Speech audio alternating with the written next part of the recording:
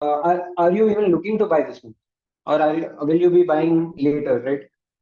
We cannot just assume that people are going to buy from you every month, even if it is a replenishable category. Or you can, instead of just giving them a discount, hey, there's a 50% discount, you can increase the value of that, saying that, hey, I have a sale running here today just for you. Why don't you come and unlock it?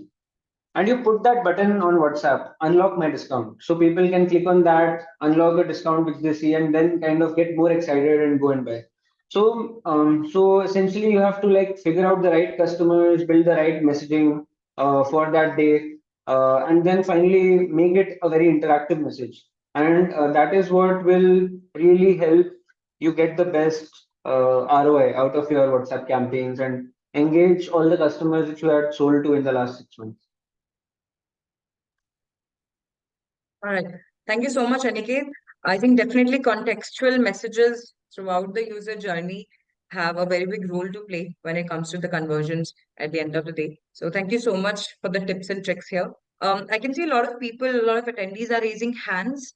I would request you all to drop in the questions in the Q&A box, and our speakers would love to pick this up during the Q&A session right after the fireside chat. And not to forget, we also have very exciting freebies planned for our attendees today. So stay back till the end to reap the benefits. Moving on to the next question. Aniket, you have talked a lot about WhatsApp strategies here. We'd just like to run a quick poll to understand how many brands here are, uh, using commerce tools on WhatsApp today. You'll see the poll on your screen right about now.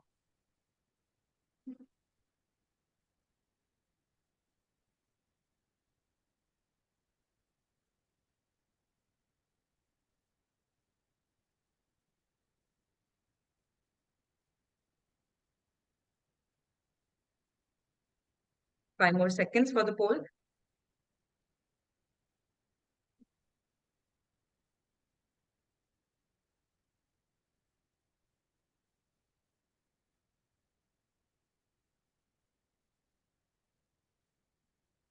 All right, I think we can stop the poll now. Very interesting results. Around 65% people have said yes. For those 35 who haven't, I think you have a lot of takeaways to take from this session today. Moving on, I would like to direct the next question to Anshuk, talking about how can brands increase sales in Q1, given the fact that it does not provide a lot of opportunities to run contextual promotions. Yes. So Q1, while it's slower in general, but like we discussed also, that there are ways that brands can scale during Q1. And I'll probably take two examples specific. One is slightly related to the previous point, which both Aniket and I were actually alluding towards, is more on the micro events, right? And we have spoken about this previously as well. Micro events like Republic Day, Valentine Day, Women's Day, and Holi actually become very big levers of growth for a D2C brand today. And we have seen that if these events are planned really well, if a brand is on an average, let's say, doing 1 lakh per day on their website, they can actually scale up to 5x to 7x on an event day, which means if you were doing 1 lakh per day on, let's say, Jan first week, closer to Republic Day, if you plan the event really well, you could actually be getting 5 lakh a day or 7 lakh a day sales in lieu of the event. And this event could be roughly like 3 to 4 days long event. So imagine doing 5 lakh a day for 4 days, which is roughly 20 lakhs. And the balance 25 days, you might be doing 1 lakh a day. So effectively, if event is done very well, it can contribute up to 40% of your overall sales, and at a better efficiency, if not a same efficiency as a business as usual day, right? Now, the question is, how do you run an event effectively? And there are some, I would say, 3, 4, 5 best practices we have seen. Number one, we have seen that you need to go contextual in your messaging. So all your ad copies can talk about this Republic Day, this Valentine Day, this Women's Day, so that people can catch hold that you are talking about something new, right? Second, you can also have either you can give a discount, you can say 10% off, 20% off, maybe Valentine 10, Women 10, Women 20, or you can launch a new collection on the event. Event need not always be discounting. Or you can always give some freebies. We have seen that freebies actually also do very well. We saw a couple of our brands giving a small pouch along with their regular offering free, maybe an accessory along with your regular product free. So freebies also tend to do very well. So the second is, what do you want to offer to your customers? Is it a discount? Is it a new collection? Is it a freebie, right? Third, we have seen that run up to the event, it is a great idea to create some buzz for the event. And I'll tell you what I mean by buzz. We typically recommend running mid-funnel campaigns. Mid-funnel campaigns are something like demand gen campaigns on Google or add to cart campaigns on Meta. But the clear purpose of mid-funnel campaigns is to get absolutely new people to the website. So what you can do is you can exclude your customers, you can exclude your website traffic in the last 60, 90 days and run these mid-funnel campaigns ahead of the event, just announcing about your event. So it could be like Republic Day sale coming soon, or let's say 10% off on Republic Day, 23rd to 26th Jan. Same for Women's Day as well. What this helps the brand do is you're able to get absolutely new people to the website ahead of the event, so that during the event days, we can actively remarket these people, right? An event actually becomes a great excuse for the brand to convert those fringe buyers, people who would have probably heard about the brand, thought about the brand, but never purchased because maybe they're finding it slightly expensive. Maybe they don't have an impulse created to buy the brand. So event becomes an excuse for you to invite those customers. So I think one great way which brands can use in Q1 to scale is have an event strategy in place and really work towards the event. It has to be thought about like an end-to-end offering, maybe a 10-day plan where you say do pre-event buzz and then event and then post-event communication. So if it's planned really well, an event could be like 30 to 40% of overall revenue. Back to you, Shruti. Thank you so much, Anshuk. Completely on board here. At AdYogi itself, we have seen this trend rising in the past few years, micro events. Almost 150 brands at AdYogi has started picking up on this trend. And I think we've seen quite great results, almost 10% month-on-month growth for such brands in the initial quarters of the year. So definitely micro events is the way to go. If you're looking for more details on how you can run a successful event, we also have a playbook on our website around micro events, so you can go and download that.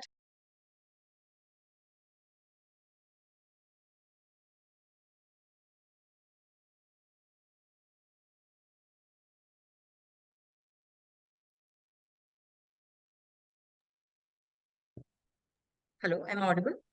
We can hear you now, Shruti. Yeah. Yes. Moving on to the next question, Aniket. How can brands reduce the leakage throughout their funnel to get the maximum rewards from their marketing? Got it. Yeah, so this is very relevant because like Anshuk mentioned, right, in micro events, a lot of customers would actually be coming to your website for the first time, and these will be new customers. Mm. Yeah. Actually, can we maybe we can move on to the slide about campaigns, right? But I will share a very interesting strategy of how you can actually retarget these customers. And there is a way to actually get these people to come back and buy from you very cheaply, which very few brands actually end up doing. Right? What most brands do is that um, they once customers have come to their website for the first time, they take them to um, they put them into a retargeting sequence on Meta, for example, right? And they run these DPA campaigns where you see the product based on which page you have dropped off and stuff like that. Now, what happens is there is actually a way to capture first-party data from all of these new users. That means you can actually capture the phone numbers of people who are visiting your website. So if someone has come, you can have a pop-up which can say ki you will get like a 10% discount by giving your phone number. And if done well, you can capture the contacts of 10 to 20% of your customers. And the good thing is these will be your most engaged customers. Um, there are other ways also, like there are people who log in, there are people who give phone numbers for a spin the wheel kind of animation happening on the website, or there are some people who reach the checkout and then provide their phone number. What happens is at this stage, or even if that user comes back again, right, what you can actually track this event, that a person with this phone number came to this PDP and then they dropped off, or a person with this phone number reached the checkout and they dropped off.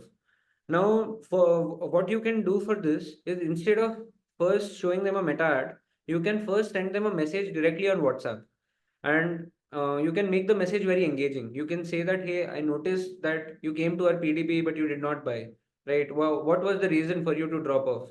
So, and you can ask them, not interested in the product, found it too expensive, don't have enough confidence, right?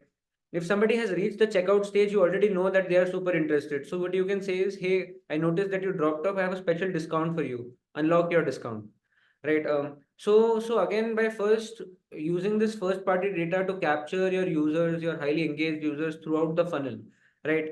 And then by very cheaply retargeting them on WhatsApp, right? Instead of like spending 6-7 rupees maybe on Meta, you can just spend like 80 paise, send them a WhatsApp message, and then make that message engaging and get that person to buy also on WhatsApp itself, right? So it is now possible for you to actually close the checkout on WhatsApp. So with this kind of entire retargeting journey, right, you are able to just capture 10 to 20% additional customers who would have otherwise dropped off, and that too at a very cheap way. And the rest of them you can end up running meta ads and bringing them back into the funnel as well. So that ends up being a very big lever, especially for all of these micro events, when you have a lot of people coming for the first time in that 3 day period, that you have like a special retargeting message to bring these people back and convert them on your website. Thank you so much, Aniket. I think these are quite a few complementary, strategies that people can use while preparing for the event planning. Thank you so much. Moving on to the next question, talking about profitability in Q1, Anshuk, what are some of the non-advertising levers that can be used to increase profitability? We've talked enough about advertising now. Now, what can we do beyond advertising and paid ads? Absolutely. I think profitability as a theme has been very prominent in the last full year. In fact, 2023 was the year when we started seeing a lot of talk around profitability. So many of our brands actually came out and said, look, we want to be P&L positive for a D2C brand. Usually we have seen that there are like 3-4 key levers which a brand can pull to be profitable. One of the most prominent ones is, how do you make your, let's say, ads on Facebook and Google, or how do you reduce CAC from those campaigns? Here, I want to talk about one specific campaign, which is Performance Max, which Google rolled out around a year and a half back. They used to have shopping campaigns in 2020, 2021. Then they moved to smart shopping campaigns, and then they moved to Performance Max campaigns. We have seen that Performance Max campaigns, have done really well, does 2-3 things.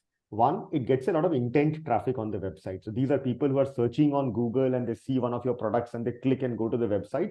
So it's not pure impulse, it's actually intent traffic. Second, we have seen that the traffic coming for Performance Max usually comes at a lower cost per click.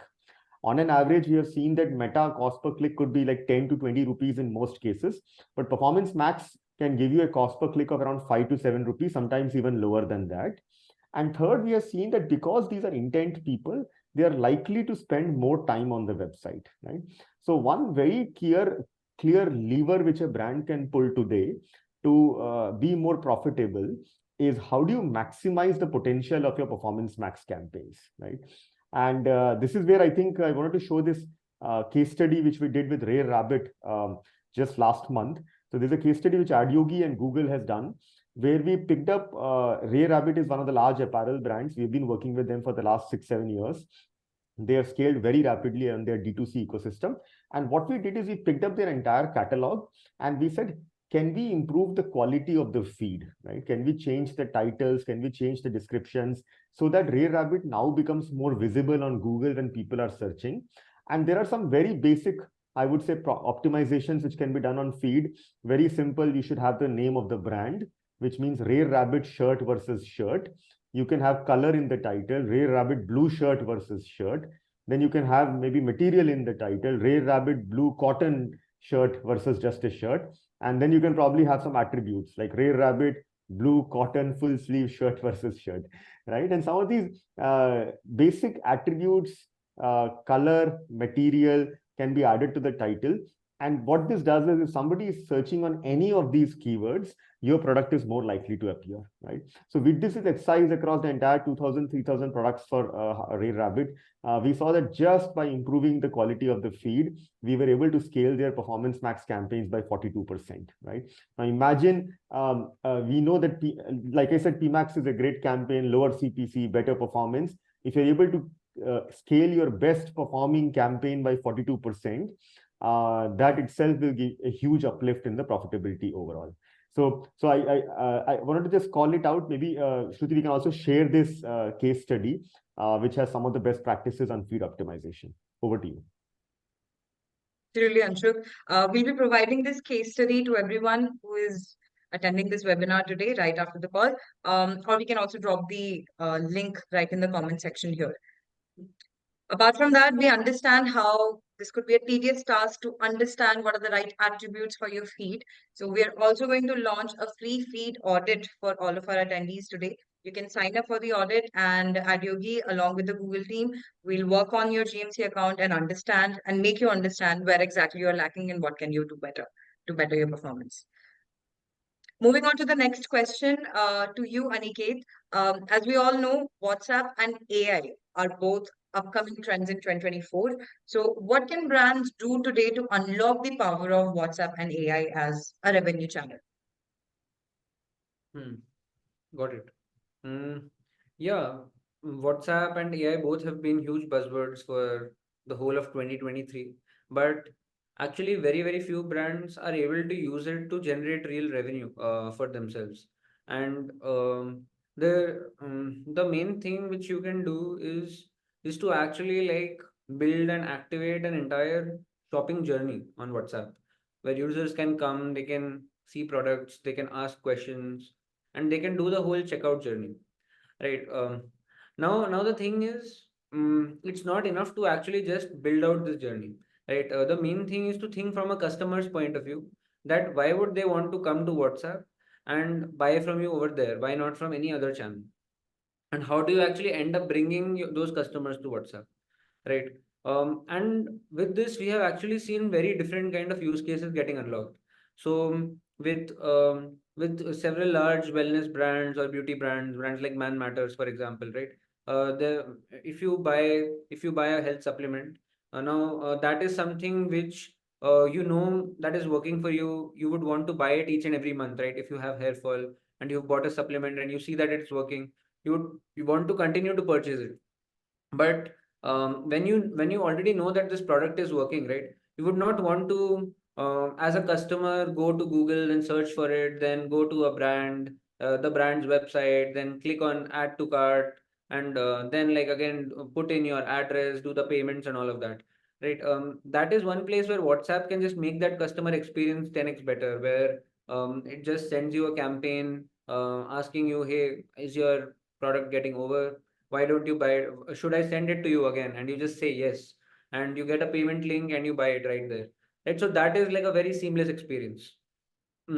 Another place where we've seen WhatsApp journeys be 10x better is where there is a lot of interaction or consultation involved, right? Again, for brands like Wellbeing Nutrition, they are in the space of gut health and weight loss and so on. Right now, when you are making the decision to buy a weight loss or a hair loss product, you would not just want to buy anything just like that because you saw an ad, right? You would want to do some research.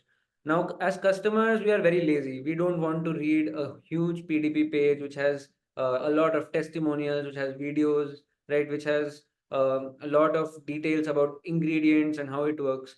We actually want to just read half of it at max, and then just go and ask someone, ki, hey, I have this problem. Is this right for me? Right. And what we do in that case is, again, you can just put a WhatsApp on your website if you are selling something so consultative. Your interested customers will just come to you on WhatsApp and ask that, hey, I have this problem with my hair, right? What would you recommend would be the best solution for this? And you can make it an interactive journey where you ask that, hey, what kind of problem are you suffering from? Since when is it happening? And then recommend your product. And that actually just builds a very high confidence, and that gives people the confidence to buy. And when you are able to close that same journey on WhatsApp, right, it just becomes very easy. So we have actually unlocked a lot of journeys like this, right? People asking FAQs, people asking for offers. In apparel, people just coming and asking for, hey, show me the best party wear, or just show me blue slippers in size 8.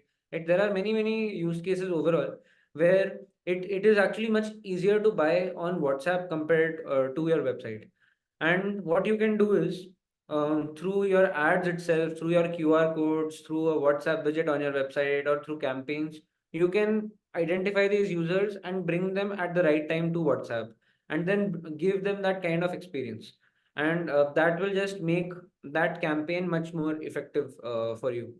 And that is actually the right way to tap into this overall trend, right, of WhatsApp commerce, which we keep hearing with GeoMart and all, and about AI, right? In the right way to actually translate it into revenue for your brand. Absolutely. Thank you so much, Aniket. I see a lot of questions in the chat box here. Request you all to drop them in the Q&A section so that our panelists can also answer them right then and there. Moving on, the next question is to you, Anshuk. You've mentioned about the importance of identifying and classifying products based on their performance. Could you also go a little bit more in depth on this topic, along with a few examples in the past? Yes. See, we have realized that e-commerce marketing is a lot about understanding your products and categories really well, right? And I'm talking about performance marketing largely. And I'll give you a few examples, right? Number one, we have seen that not every category is right from a prospecting or acquisition perspective. So we have seen so many cases where hero category, which is your main category, which you are known for, actually tends to be the best category from a prospecting perspective. Any accessories, or let's say we'll take an example of a brand which is big into women fashion, maybe kurta sets, right? And they have, let's say, other accessories on their website also, maybe jewelry, maybe they have handbags, maybe they have shoes. We have seen so many cases that it's a hero category which actually gets you to acquire customers at the lowest price. And all your accessories and other categories are more from a cross-selling, upselling perspective. You may not want to run your Facebook or Google acquisition campaigns on them.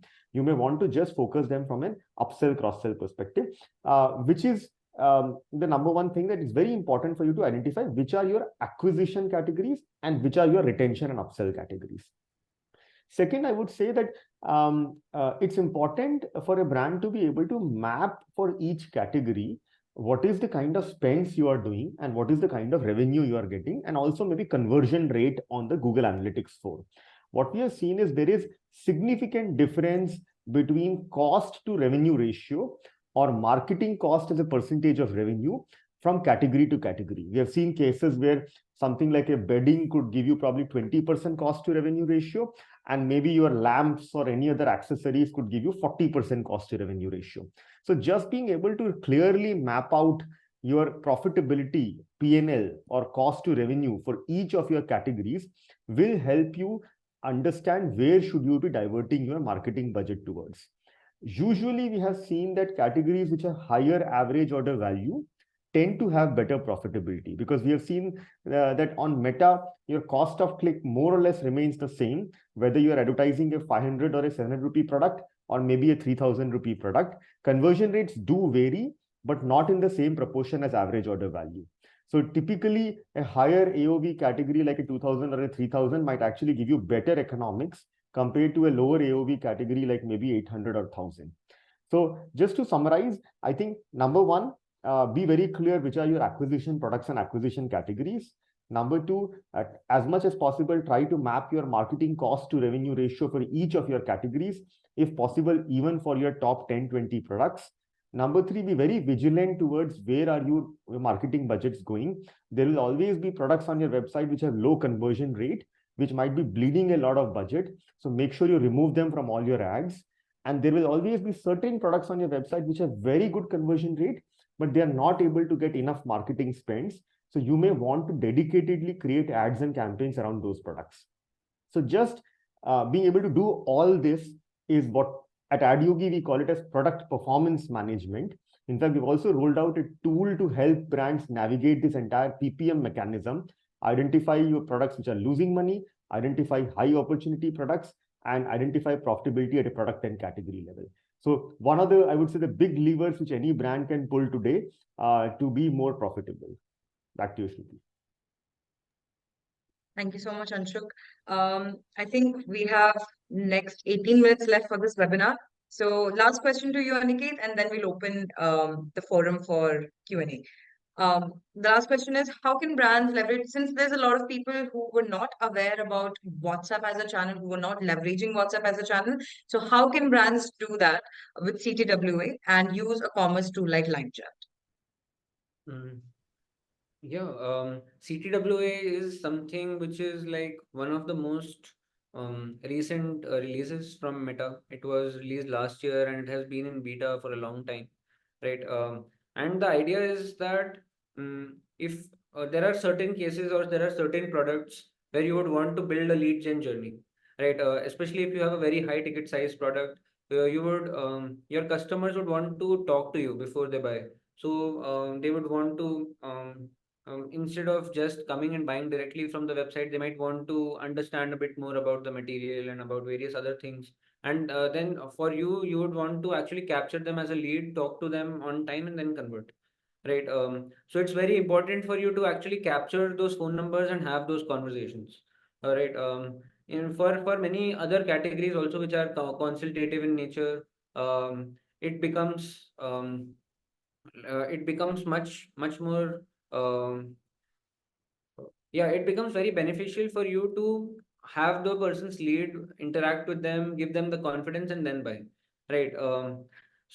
In general, also, when you bring people from ads to the website, right, you get no data about the person unless they reach at a very late stage in your funnel. But if you bring someone from ads directly to WhatsApp, right away you get their phone number. So you can actually personalize the communication much more easily. You can understand who they are. You can actually retarget them very easily and so on. So overall, click to WhatsApp ads gives you a good opportunity to reduce your CAC at right by bringing people from ads to WhatsApp. Now, how do you actually go about doing this?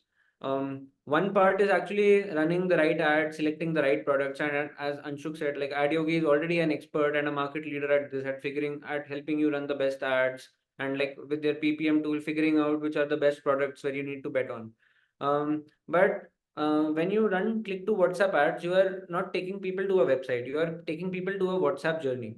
So you have to figure out that based on the category or product that you have chosen, right? The right journey is also happening parallelly on WhatsApp. That will actually give you the best information about the customer or the best lead, or it will entice them in the best way to convert, right? And that is where we help in helping you build those journeys at a product and a category level, and helping you get the right metrics as well, so that when you do these experiments across various products or categories, you know which ones are winning, you know which ones are more likely to be sold on WhatsApp, right? And you can actually double down there. So what ends up happening is obviously not all of your products end up winning out on WhatsApp versus the website, but we have seen certain high AOV products, right? We have seen some products where interaction is required, and in fact, we have even seen some impulse purchase products in the perfume segment, for example, do much better on WhatsApp compared to selling them directly on a website, right? And that is why click to WhatsApp ads is also something very exciting to try out in this quarter. Thank you so much, Aniket. With that, we close the fireside questions. And I would like to pick up some questions from the audience here. I can see a lot of questions around marketplaces. So I'll direct a few towards you, Anshuk, and I will definitely get them in touch with Abhi, who would be the best person to pick up these questions from the team. This is from Anshul.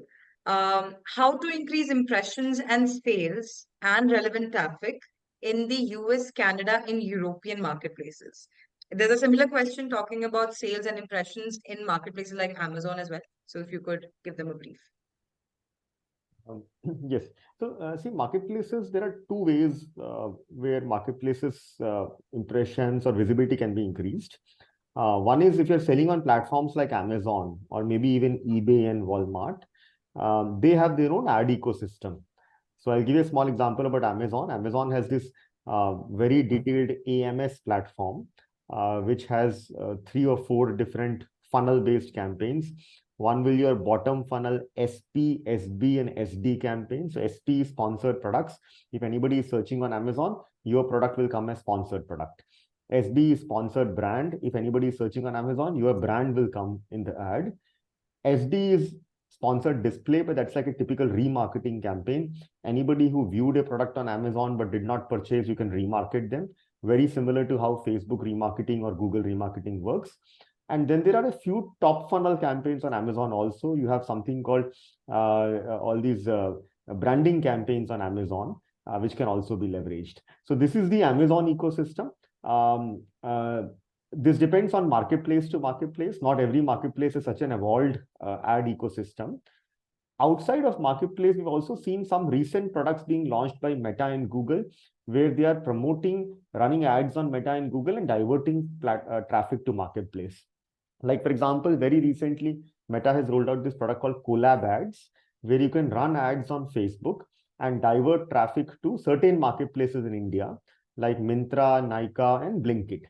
And what Meta has done is they have done tech integration with these platforms. So just like when you divert people to your website and you are able to do conversion optimization and ROS calculation, all that can be also done when you're diverting people to Myntra, Nykaa, and Blinkit.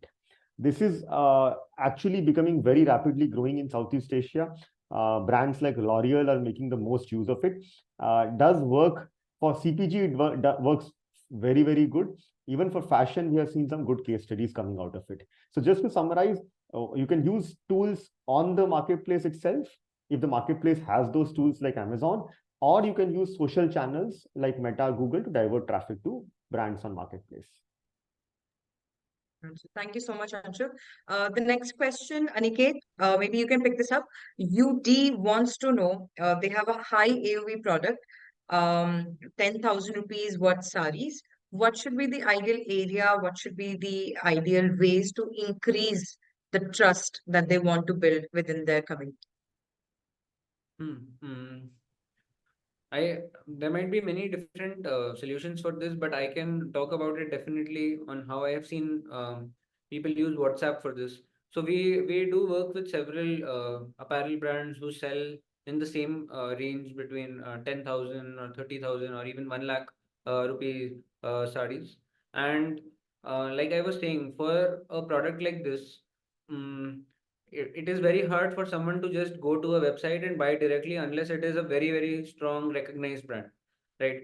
And one thing which really builds trust is actually having a human interaction, so that you know that there is someone out there, that it is something real, somebody is caring about it. And and the best way to have that interaction is through WhatsApp. So if there are people who are already interested in your product, they are clicking on the ads coming to the website, right? You can do something like click to WhatsApp ads where you get those same people on a WhatsApp. Now, once they come there, they can see that you are a registered brand again with a green tick, and you can actually talk to them. You can just directly do a you can first ask them a few questions to figure out if they are a really interested buyer. And let us say out of like you can have an automated flow as well, so that out of 1,000 people, it might turn out only like 10 of them are interested. But for those 10 people, you can even end up doing like a phone call or a full-on video call about them to just understand, show them the product, understand like what their pain points are, and then like maybe even tell them about your story, what helps you stand apart, and that would really like improve the chance of them buying it. And when the ticket size is something in the 10,000 rupee range, then it ends up being worth it, doing something like this even at scale, because the conversion rate is just so much better in those in-person interactions. And we've seen them to be like 4 to 5x better compared to someone when a customer goes on the website and do that journey themselves. So yeah, I think that is how that is one way in which trust building can happen for that category. Thank you so much, Aniket. Anirudh wants to know, Anshuk, Google recently shifted discovery to demand gen. As you mentioned earlier about performing acquisition products, would you recommend using this set for Google demand gen ads? So actually, demand gen is a very, very good campaign type, which I would strongly recommend everybody to pilot. Google rolled out this around 6 months back. In fact, today, first half, I was on a half-day session with Google to understand in depth about what more can be done on demand gen. So demand gen shows ads, just for the benefit of everybody, demand gen shows ads across multiple properties of Google. One is your YouTube. So YouTube shorts are a part of demand gen. YouTube in-stream video is a part of demand gen. Ads on Gmail are a part of demand gen. When you scroll on YouTube and you see those nice carousel ads, they're also a part of demand gen. And if you're on Android and you use this Google News, then that placement is called as Discover or Discovery. That is also a part of demand gen. The core focus of demand gen is how do you drive absolutely new people on the website, and demand gen can also be conversion optimized. So you actually can drive conversions from demand gen. The way I see that is demand gen is actually Google's response to Meta's conversion and catalog sales campaign. So in a way, it could be a way for us to scale brands using Google ecosystem. Coming back to the key question, I think absolutely demand gen should be run for your hero products and categories. We typically recommend that. One of the best practice of demand gen is also running it in specific cities. So if you see the 10-20 cities are the top cities which are contributing most of the sales, we recommend running demand gen in those 10-20 cities. It is the first ad format of Google in the history of Google which has an option of uploading both image and video. So I would strongly recommend uploading at least one image creative and one video creative. Video can be both landscape and portrait. Again, we typically recommend portrait videos because it can be used in YouTube Shorts. Also, demand gen can be linked to catalog. So you can actually see a YouTube short and you can see products at the bottom of that short. And when you click on those products, you land directly on the product page. So demand gen is this beauty where it combines the reach of shorts with the catalog so that it becomes more of performance linked than just branding campaign, right? And just to call out to everybody, short form video content has actually become super powerful lately. There are roughly about 200 billion reels getting watched daily and another 50 billion shorts getting watched daily. And imagine there are only about 2 billion people who are active on these platforms. So on an average, every person is watching around 120 to 150 reels or shorts on a daily basis. So there is a lot of talk about comparing reels and shorts to actually television of 2000 and maybe radio of 1980. So as a brand, if you are not leveraging the power of short form video content, I think it's a huge miss and a huge opportunity for all of us to make use of. Thank you so much, Anshuk. Next question for you, Aniket. What are the right segments to use to reduce WhatsApp acquisition costs? Okay. So I'll talk about mainly in terms of retention, because during acquisition, the best way WhatsApp can help is just retargeting customers who are dropping off at various stages in the funnel, right? But when you are looking to retain your customers, right, you can there is something called RFM segments which are used as part of retention, right? And what you do is basically based on recency, frequency, and the monetary value, you end up making the right segments.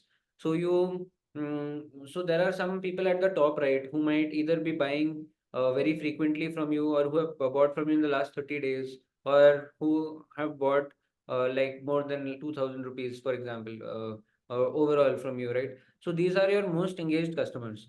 So this is like one of the topmost cohorts for you to drive, topmost segments for you to get people to come back and to buy again from right. And this is the place where you should spend your most effort personalizing the message, right, based on what they have bought and what they you can try to anticipate what they would be looking to do next. While building these segments, right, it is worthwhile actually talking to some of these loyal customers and figuring out what is it that is driving, getting them to come back. And this is one thing which I see very few brands doing, because this is the thing which needs to go into your messaging and into building the right segments, right? Mm, Apart from this, you just need to go one step below that. Is there someone, who are the people who have who used to be like loyal customers, right? People who used to buy consistently in the last 6 months but are not buying currently, right? Or people who spent a lot of money, who spent more than 2000 rupees in the last 6 months but haven't bought in the last month, right? So those are the people who have to go and win back.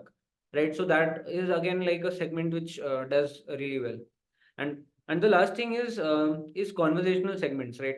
What you can do is once people have bought from you, you can in the next 20 days you can just ask them how was their experience with you. Are they using the product frequently, right? Are they liking the product? And you can it is an interactive thing which you can send to them on WhatsApp. So if they say yes, I love the product, I love the experience, right? That again becomes a segment of happy customers for you to go and retarget. That is one place where you will see a very high ROAS on WhatsApp without spamming.